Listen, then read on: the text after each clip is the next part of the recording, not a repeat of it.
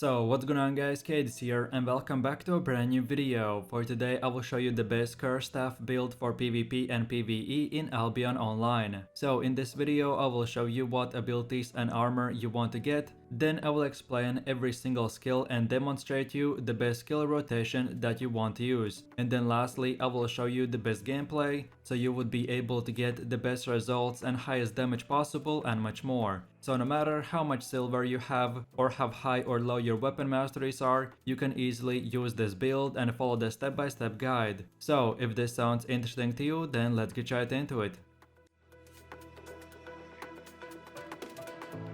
So then moving over to our build, and our weapon of choice is the one-handed curse staff. I've been using this build for a PvP to fight two players at the same time, and then when I want to fame farm or get some silver, I can easily use this build for corrupted dungeons or even normal dungeon farming. The best part about this particular curse staff is that you are very powerful, and if you use it properly, so if you stack up your curses, you can do huge amount of damage over time to all enemies. Or then on the other hand, when you're fighting other players, you can make them explode, and if they don't have defenses or if they already use them, then you can get an easy free loot. So overall, if you're looking for the best curse staff build that works very good for PvP and PvE, then this is the one for you. Okay, so now let's move over to the build, and for the weapon we want to go with the curse staff. So then for your Q you pick the first option, then for your W you pick the fourth option, and then lastly for your passive you go with the Bane, which is the first option. Then for your offhand you go with the torch, then for the helmet you want to use the cultist cowl and pick the third ability and first passive. Then for the chest armor go with the mercenary's jacket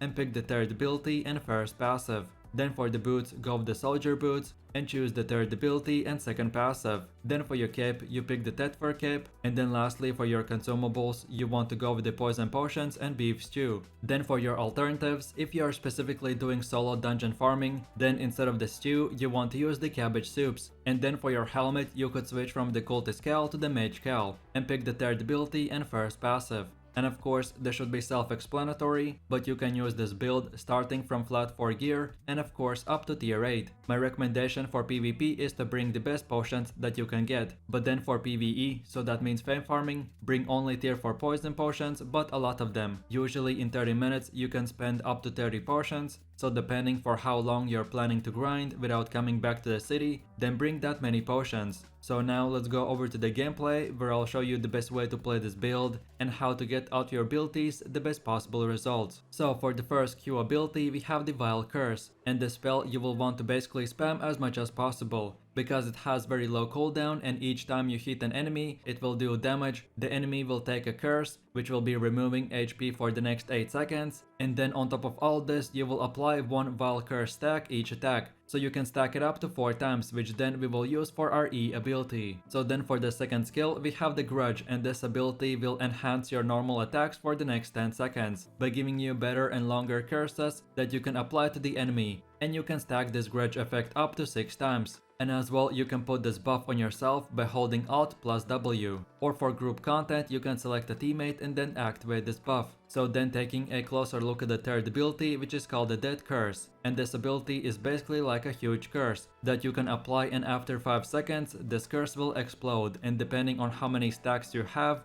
you will do a bunch of damage. So here you can see how much damage you will do depending on how many stacks you have. So then for the next one we have the R skill, and this ability gives you a Bloodlust that gives bunch of health back each time you hit the enemy, and this ability is extremely useful for solo content, as while fighting you can keep healing yourself so you won't have to use healing potions. Then for the fifth ability we have the Inner Corruption, and this ability you can put on the enemy, so if the enemy is a player, every time he attacks you he will be taking damage, but then if you use it on a mob then you will do a huge explosion. And then for the last and final ability we have the Wanderlust, and this skill will increase your movement speed by 10% every second, and it can stack up to 8 times, and then it will last for 7 seconds after the max stacks are reached. So in short, this is the best ability in the entire game for mobility skills on boots. But again, if you're purely doing solo content, then another viable option for a bit more healing is to change from the third ability to the second one. This one will basically give you again speed boost but healing as well. It won't take you as far as the Wanderlust, but if you need the extra healing in the PvE, then this is alternative that you can try out as well. So with all of this said, let's move over to the rotation, and PvE and PvP basically work the same way. The only difference is how the D ability works, and for fame farming, you want to use all abilities as soon as they come off cooldown, but then for PvP, you want to look for what enemy does and then use your abilities accordingly. So then for the highest damage rotation at the beginning of the fight, you want to activate the W skill by holding Alt plus W. Then from here we use our Q skill 2 times, while always whenever you can use auto attacks. But then when we get to 2 stacks, we use the E ability, and then in the next 5 seconds we use 2 more times the Q skill, and after 5 seconds you should have 4 stacks on the enemy, so then the curse explodes and deals bunch of damage. Then as far as your D skill goes, you just want to use it for extra damage as soon as it comes off cooldown. Then for your R skill, which gives you self-healing each time you hit the enemy, so you just use it whenever you get below 50% health. And then lastly, like all of the F abilities, this one just gives you more mobility, aka speed, so use it to travel faster from mob to mob or to escape the red AoE circles. And then on top of all this, don't forget to use food every 30 minutes and keep on using your cheap tier 4 poison potions as soon as they come off cooldown, or if you can't afford that many, then use them only on bosses or above average mobs. So with that said, let's see what we did in this rotation. But first, while activating the W skill, we apply the damage increase buff that will give us better curses to apply on the enemy. So then we use normal attacks and Q skill 2 times to get our stacks up. Then when we get at least 2 stacks, we can then use the E ability, which places an explosive that explodes in 5 seconds. And as each Q ability has only 2-second cooldown, so we can use them 2 more times to reach the maximum 4 stack threshold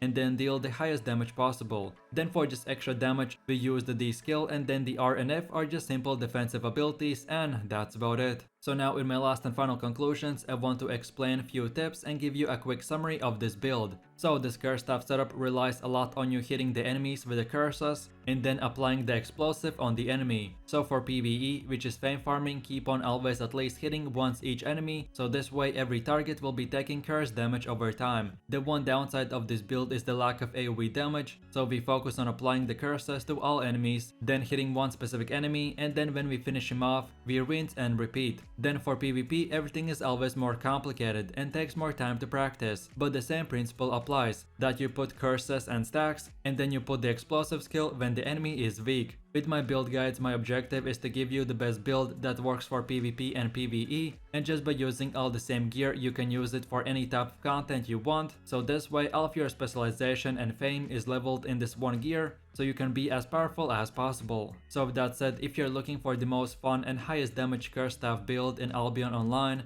then for sure check this one out, and I hope you have fun. So I really do appreciate everyone for watching, guys, and I hope you enjoyed it. If you have any suggestions, feedback, or other good Albion Online builds that you would like to see in the next video, then feel free to leave your comments in the comment section down below. And while you're doing that, please click like, subscribe, and enable that notification bell, so this way you could support the channel and you won't miss any more amazing content from me. And then lastly, if you're looking for top 3 highest damage builds or maybe a in-depth guide into making silver, then scroll through my channel and you will find all the content that you need for this game. So with all this said, you have an amazing day, and I will catch you in my next video. So take it easy, peace. Yo, I ain't here for the money, I ain't here for the fame. Though it might be nice to own a jet plane, I'ma do it all for you. Come along and see it's true.